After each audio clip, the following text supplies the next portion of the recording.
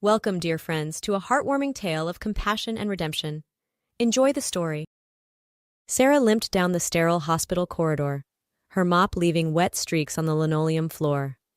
The harsh fluorescent lights cast unflattering shadows on her plain face, accentuating the deep-set worry lines etched around her eyes. At 32, Sarah looked much older, worn down by years of hardship and the constant struggle to fit in. As she approached the nurse's station, Dr. Michael Stevens, the chief of staff, emerged from his office. His expensive Italian loafers squeaked on the freshly mopped floor, and his face contorted into a scowl. "Sarah, what the hell is this bucket doing in the middle of the hallway? It's a safety hazard," he barked, gesturing dramatically at the metal bucket nestled safely against the wall. Sarah's shoulders slumped as she turned to face her boss. "I'm sorry, Dr. Stevens. I'll move it right away." "Not right away. Now!"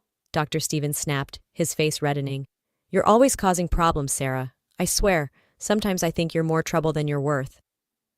As Dr. Stevens stormed off, Nurse Jenny approached Sarah with a sympathetic smile. "Don't let him get to you, hun. He's just in one of his moods again." Sarah forced a weak smile. "Thanks, Jenny. I just wish I knew why he's always picking on me." But deep down, Sarah knew exactly why Dr. Stevens had it out for her. She was the keeper of his dirty little secret, a secret that could destroy his career and reputation if it ever got out. 3 months earlier, Sarah had been working late, cleaning the administrative offices. She thought everyone had gone home for the night when she heard voices coming from Dr. Stevens' office. Curious, she crept closer to the door, which had been left slightly ajar. Inside, she saw Dr. Stevens with a woman she didn't recognize. The woman's voice was urgent, pleading. "Please, Dr. Stevens, my son made a terrible mistake. He was driving drunk and hit someone. I need your help." Sarah's heart raced as she listened to Dr. Stevens agree to falsify medical records in exchange for a hefty bribe. As the woman left, Sarah tried to slip away unnoticed, but Dr. Stevens caught her. His eyes narrowed dangerously as he hissed, "If you breathe a word of this to anyone, you'll be out on the street so fast your head will spin. Understand?" Sarah had nodded mutely, scurrying away as fast as her bad leg would allow. Since that night, Dr. Stevens had made her life a living hell, constantly berating her and threatening her job for the smallest infractions. As Sarah finished mopping the floor, she couldn't help but wonder how her life had come to this. She'd always been different, set apart by the pronounced limp she'd had since childhood. Her parents, more concerned with their next drink than their daughter's well-being, had never bothered to get her the surgery that could have corrected her gait. Growing up, Sarah had been a loner, friendless, and isolated. She threw herself into her studies, earning top grades, but college was never an option. Instead, she'd found herself trapped in a cycle of poverty and low-wage jobs, struggling to make ends meet. When her parents died in a house fire caused by their own drunken carelessness, Sarah had been left truly alone in the world. She'd fought tooth and nail for the dilapidated little house the city had grudgingly provided her, and she'd poured her heart and soul into making it a home. As her shift ended, Sarah made her way to the hospital's small courtyard. It was her favorite place to unwind after a long day, a quiet oasis where she could sit on a bench and let her imagination run wild. In her daydreams, she wasn't the limping janitor everyone overlooked. She was beautiful, successful, and loved. The cool night air caressed her face as she settled onto her usual bench. Sarah closed her eyes, savoring the peace and quiet. Tomorrow was her day off, and she looked forward to tending her small vegetable garden, the one thing in her life that truly brought her joy.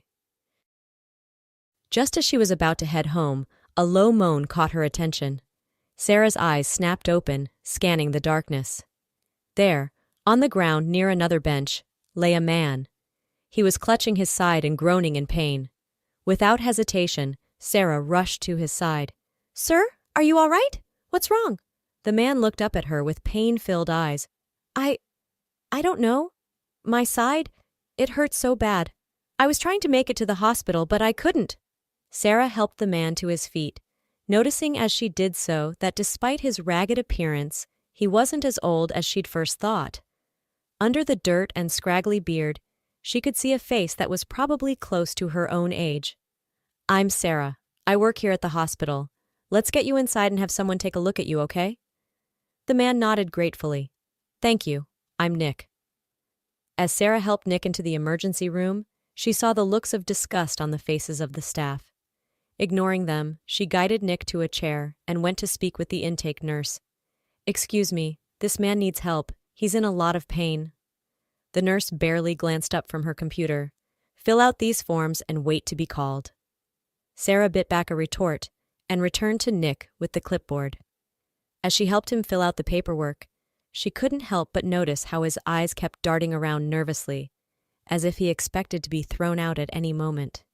"It's okay," she reassured him. "They'll take care of you here." Nick gave her a small, grateful smile. "Thanks. I haven't had much kindness lately." Before Sarah could respond, a harried-looking doctor approached them. "What seems to be the problem?" Nick described his symptoms, and the doctor's expression grew serious. "Sounds like appendicitis. We need to get you into surgery right away." As they wheeled Nick away, Sarah felt a strange tugging in her chest. She hoped he would be okay. Little did she know, this chance encounter was about to change both their lives forever. The next morning, Sarah arrived at the hospital early, eager to check on Nick before her shift started. She found him recovering in a small room, looking much better than he had the night before. "Sarah." Nick's face lit up when he saw her. "I was hoping you'd come by. I wanted to thank you for helping me last night. I don't know what I would have done if you hadn't found me." Sarah felt a warm glow in her chest at his words. It wasn't often that anyone noticed her, let alone thanked her. "I'm just glad you're okay. How are you feeling?" "Much better," Nick replied. "The doctor said I was lucky. If I'd waited much longer, my appendix might have burst." As they chatted, Sarah found herself drawn to Nick's kind eyes and easy smile. Despite his obvious hardships, there was a gentleness about him that she found comforting. Their conversation was abruptly interrupted by the sound of angry shouting in the hallway. Sarah's heart sank as she recognized Dr. Stevens' voice. "Where is she? Where's that useless janitor?" Sarah stood up, her legs shaking. "I'm sorry, I have to go. I'll try to check on you later." Before Nick could respond, Dr. Stevens burst into the room, his face purple with rage. "There you are! What the hell do you think you're doing bringing homeless bums into my hospital?" Sarah flinched at his harsh words. "Dr. Stevens, he needed help. He had appendicitis." "I don't care if he was dying in the street," Dr. Stevens roared. "You've crossed a line this time, Sarah. You're fired. Get your things and get out, and take your vagrant friend with you." Sarah stood there stunned. But you can't just throw him out. He's recovering from surgery." Dr. Stevens sneered. "Watch me. Security will be here in 5 minutes to escort both of you off the premises. If you're not gone by then, I'll have you arrested for trespassing." With that, he stormed out of the room, leaving Sarah and Nick in shocked silence. Nick was the first to speak. "Sarah, I'm so sorry. This is all my fault." Sarah shook her head, fighting back tears. "No, it's not your fault. Dr. Stevens has had it out for me for a long time. This was just the excuse he was looking for." As the reality of her situation sank in, Sarah felt panic rising in her chest. She'd lost her job. How would she pay her bills? How would she survive? Nick struggled to sit up in bed. "Sarah, what are you going to do?" She took a deep breath, trying to calm herself. "I don't know, but first we need to get you out of here. Can you walk?" Nick nodded hesitantly. "I think so, if I take it slow." Sarah helped Nick out of bed and gathered his few belongings. As they made their way slowly down the hall, she could feel the stares and whispers of her former coworkers. Head held high, she guided Nick to the exit, where a taxi was waiting. As they settled into the back seat, Nick turned to her with worried eyes. "Where are we going?" Sarah gave the driver her address before turning back to Nick. "My place. It's not much, but you need somewhere to recover, and I can't leave you on the street." Nick's eyes widened. "Sarah, you don't have to do that. You've already lost your job because of me. I can't impose on you any further." Sarah managed a small smile. "It's okay, Nick. Right now, I think we both need a friend." As the taxi pulled away from the hospital, Sarah felt a strange mix of fear and excitement. She had no idea what the future held, but for the first time in a long time, she didn't feel quite so alone. The taxi pulled up to Sarah's small weathered house on the outskirts of town. As they made their way up the cracked concrete path, Sarah couldn't help but feel a twinge of embarrassment at the peeling paint and overgrown yard. "It's not much," she said apologetically as she helped Nick through the door. "But it's home." Nick's eyes roamed around the small living room, taking in the mismatched furniture and the vase of wildflowers on the coffee table. "It's lovely," he said sincerely. "Thank you for bringing me here." Sarah helped Nick settle onto the worn but comfortable couch. "You should rest. I'll make us some tea." As she busied herself in the tiny kitchen, Sarah's mind raced. What was she thinking, bringing a stranger into her home? But as she glanced back at Nick, who was gingerly touching his bandaged side, she knew she couldn't have done anything else. Returning with 2 steaming mugs, Sarah handed one to Nick and settled into the armchair across from him. An awkward silence fell between them. Finally, Nick spoke. "I can't thank you enough for everything you've done for me, Sarah, but I feel terrible about you losing your job. If there's anything I can do to help..." Sarah shook her head. "You need to focus on recovering. I'll figure something out." As they sipped their tea, Sarah found herself opening up to Nick in a way she never had with anyone before. She told him about her childhood, her parents' neglect, and the loneliness that had been her constant companion. Nick listened attentively, his eyes filled with compassion. When she finished, he reached out and gently took her hand. "I'm so sorry you've had to go through all that, Sarah. You deserved better." Tears pricked at Sarah's eyes at his kindness. "What about you?" she asked, eager to change the subject. "How did you end up, well, homeless?" Nick finished with a wry smile. He took a deep breath before continuing. "It's a long story, but the short version is that I caught my wife cheating on me with my best friend. I was so angry and hurt that I started drinking. Before I knew it, I'd lost my job, my house, everything." Sarah squeezed his hand sympathetically. "That's awful, Nick. I'm so sorry." Nick shrugged. "It was my own fault. I let the anger consume me instead of dealing with it. But being on the streets, it changes you, makes you realize what's really important in life." As they continued to talk, Sarah felt a warmth growing in her chest. For the first time in years, she felt truly seen and heard by another person. Their conversation was interrupted by a sharp knock at the door. Sarah opened it to find her nosy neighbor, Mrs. Thompson, peering over her shoulder. "Sarah, dear," Mrs. Thompson said in a sugary voice that didn't match her narrowed eyes. "I couldn't help but notice you bringing a gentleman caller home. Is everything all right?" Sarah felt her face flush with embarrassment and anger. "Everything's fine, Mrs. Thompson. My friend Nick is recovering from surgery and needed a place to stay. Not that it's any of your business." Mrs. Thompson's eyebrows shot up at Sarah's uncharacteristically sharp tone. "Well, I was just concerned, that's all. We don't need any troublemakers in the neighborhood." "The only trouble here is nosy neighbors who don't mind their own business," Sarah snapped, surprising herself with her boldness. "Good day, Mrs. Thompson." She closed the door on the sputtering woman and turned back to Nick, who was struggling not to laugh. "I'm sorry about that," Sarah said, her cheek still burning. "Mrs. Thompson likes to keep tabs on everyone in the neighborhood." Nick grinned at her. "Don't apologize, that was amazing. I don't think I've ever seen anyone shut down a busybody so effectively."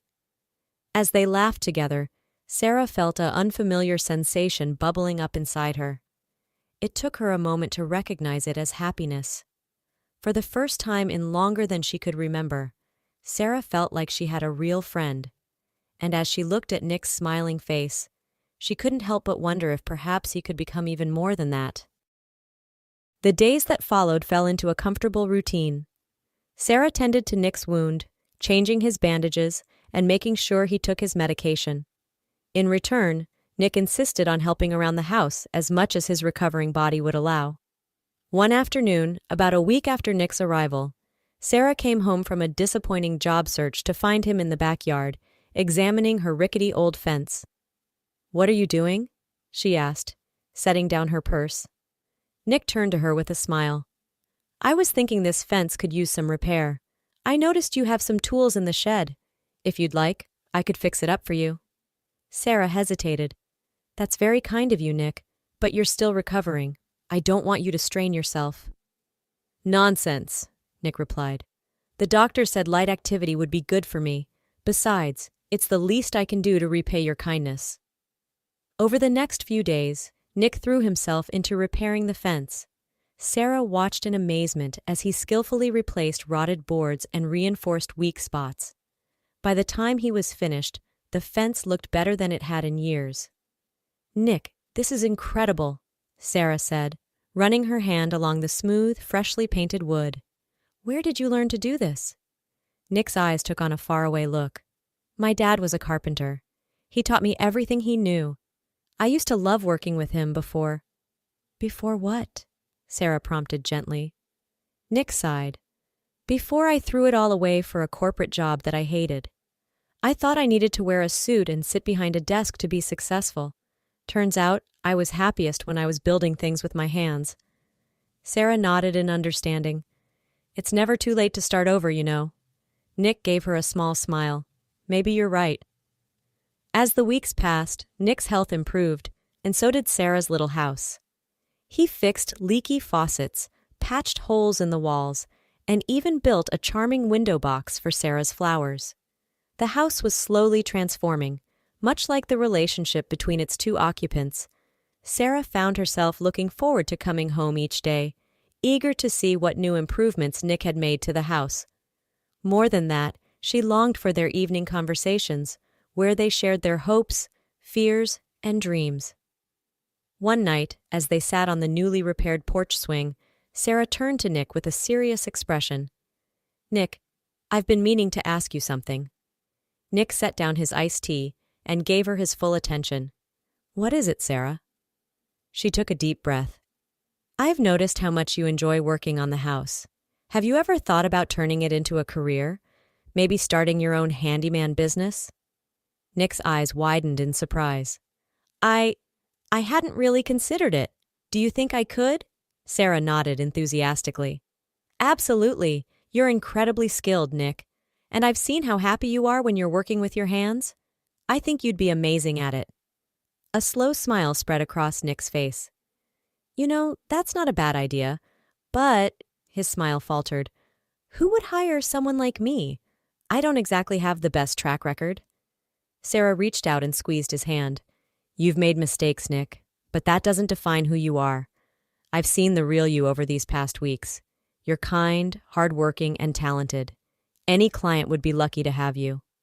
Nick's eyes glistened with unshed tears. Thank you, Sarah. Your belief in me, it means more than you know. As they sat there, hands clasped and hearts full, Sarah realized that something had shifted between them. The air seemed charged with possibility, and she found herself leaning closer to Nick, drawn by an invisible force. Just as their lips were about to meet, a car horn blared in the distance, shattering the moment. They jumped apart, both blushing furiously. I should probably get some sleep, Nick stammered, rising from the swing. Big day tomorrow if I'm going to start planning this business. Sarah nodded, her heart pounding. Right, of course. Good night, Nick. As she watched him disappear into the house, Sarah touched her fingers to her lips, wondering what might have happened if they hadn't been interrupted. The next morning, Sarah awoke to the sound of hammering. She found Nick in the backyard, constructing a small workbench out of scrap wood. What's all this? She asked, handing him a cup of coffee. Nick grinned up at her, his eyes shining with excitement. I couldn't sleep last night. I kept thinking about what you said, about starting my own business, so I figured I'd get a head start. Sarah beamed at him, her heart swelling with pride. That's wonderful, Nick. Is there anything I can do to help? Together, they spent the day brainstorming ideas for Nick's new handyman business. Sarah used her old laptop to help him create flyers and a simple website, while Nick made a list of all the services he could offer. As they worked, Sarah couldn't help but notice how alive Nick looked. His eyes sparkled with purpose, and there was a spring in his step that hadn't been there before. You know, Nick said as they took a break for lunch, I never thought I'd feel this way again. Excited about the future, I mean. Sarah smiled softly at him. I know exactly what you mean. It's like the world is full of possibilities again. Their eyes met, and for a moment, the air between them crackled with unspoken emotions. But before either of them could act on it, Sarah's phone rang, breaking the spell. It was the hospital administration office. Sarah listened intently, her expression changing from confusion to shock. What is it? Nick asked as she hung up. Sarah looked at him, her eyes wide. That was the hospital. They want me to come in for a meeting tomorrow. Something about discussing recent events. Nick's brow furrowed with concern. Do you think it has something to do with Dr. Stevens? Sarah shrugged helplessly. I don't know, but I guess I'll find out tomorrow. That night, Sarah tossed and turned, her mind racing with possibilities. What if Dr. Stevens had told more lies about her? What if they were planning to press charges for helping Nick? By the time morning came, she was a bundle of nerves. Nick insisted on driving her to the hospital in Sarah's old car. As they pulled up to the entrance, he turned to her with a reassuring smile. No matter what happens in there, Sarah, remember that you did the right thing. And I'll be right here waiting for you. Sarah nodded gratefully, drawing strength from his words. Taking a deep breath, she stepped out of the car and walked into the hospital, her head held high. To her surprise, she was led not to the administration offices, but to the boardroom. As she entered, she found herself face to face with not only the hospital administrator, but also several members of the board of directors. Miss Walker, the administrator began, we've asked you here today to discuss the events surrounding your dismissal from St. Mary's Hospital. Sarah's heart raced as she prepared to defend herself. But what came next shocked her to her core. It has come to our attention that your termination was the result of a grievous error in judgment on the part of Dr. Michael Stevens. The administrator continued, we have conducted a thorough investigation and uncovered numerous instances of misconduct, including the incident you witnessed involving falsified medical records. Sarah's jaw dropped. You know about that? One of the board members nodded gravely. Dr. Stevens's actions have brought shame upon this institution. He has been terminated from his position and may face criminal charges. The administrator leaned forward, his expression softening. Miss Walker, on behalf of St. Mary's Hospital, I want to offer you our sincerest apologies for the treatment you endured. We would like to offer you your job back, with a substantial raise and a promotion to head of custodial services. Sarah sat there stunned. She had never imagined this outcome in her wildest dreams. As the reality of the situation sank in, she felt a weight lifting from her shoulders. She was vindicated. She was valued. With tears in her eyes, Sarah looked at the expectant faces around her. Thank you for this opportunity, she said, her voice strong and clear, but I'm afraid I'll have to decline. The room erupted in surprised murmurs. The administrator looked taken aback. Miss Walker, I assure you, the raise is quite generous. Sarah held up a hand, silencing him. It's not about the money. These past few weeks have shown me that there's more to life than just surviving. I've discovered new possibilities, new dreams, and I think it's time I pursued them. As she walked out of the hospital, her head held high, Sarah felt like a new woman. Nick was waiting for her in the car, his face etched with concern. How did it go? He asked anxiously as she slid into the passenger seat. Sarah turned to him, a bright smile illuminating her face. Nick, how would you feel about having a partner in your new business venture?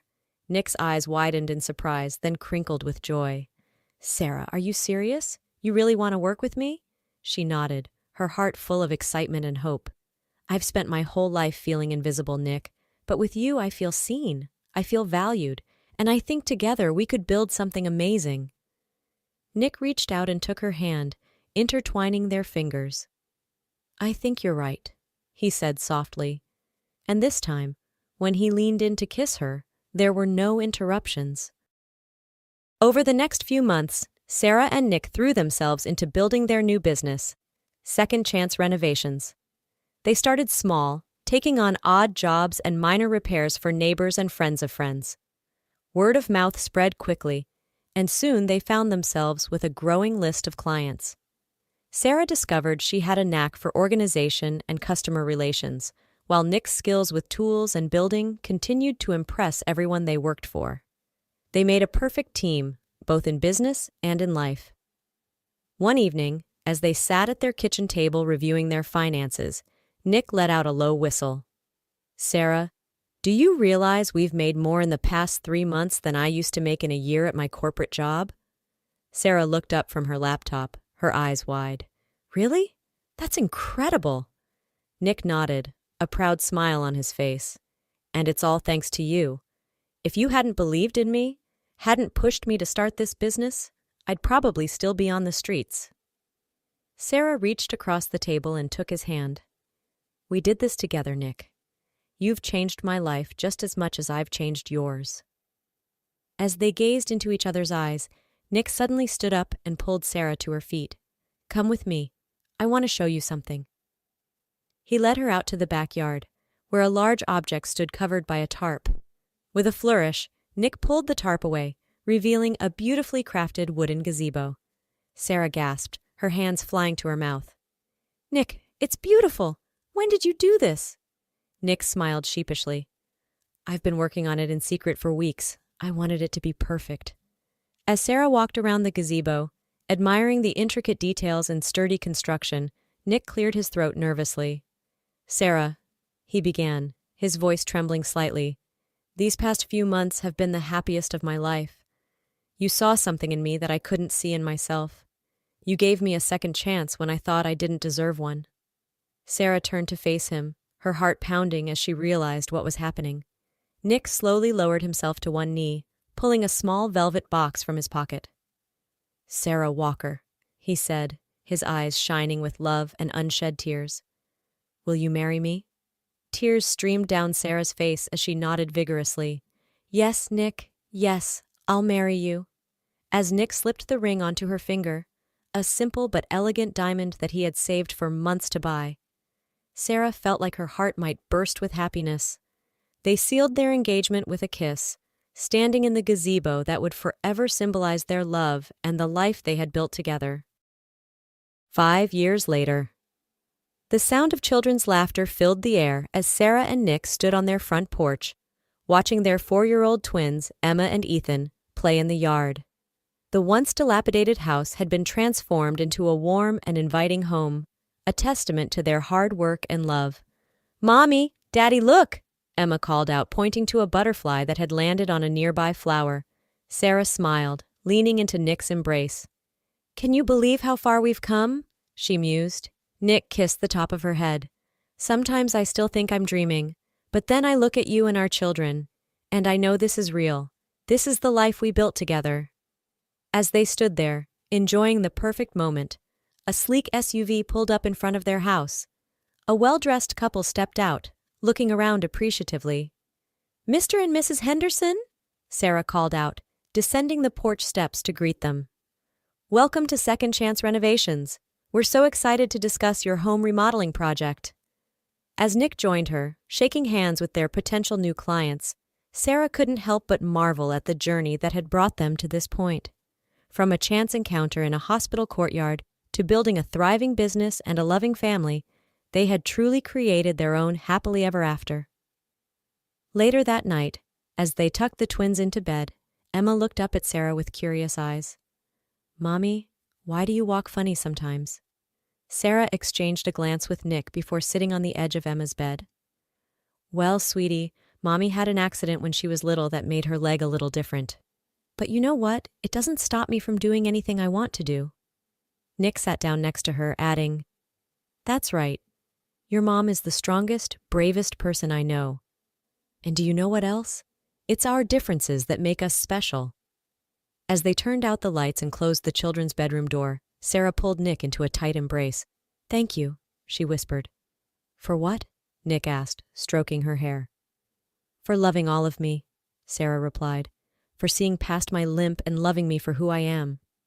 Nick tilted her chin up, looking deep into her eyes. "Sarah, your limp is part of who you are, and I love every part of you. It's a reminder of how strong you are, of everything you've overcome. You're perfect just the way you are." As they shared a tender kiss, Sarah knew that she had found not just love, but true acceptance. In Nick's arms, in the home they had built together, and in the family they had created, Sarah had finally found where she belonged. And as for Dr. Stevens, the last they heard, he was serving time for medical fraud. A cautionary tale of how corruption and cruelty ultimately lead to downfall. But for Sarah and Nick, his actions had set in motion a chain of events that led to their happiness. In the end, love, compassion, and second chances had triumphed over bitterness and deceit. As they fell asleep that night, wrapped in each other's arms, Sarah and Nick were grateful for every step of their journey, even the painful ones that had brought them to this moment of perfect contentment.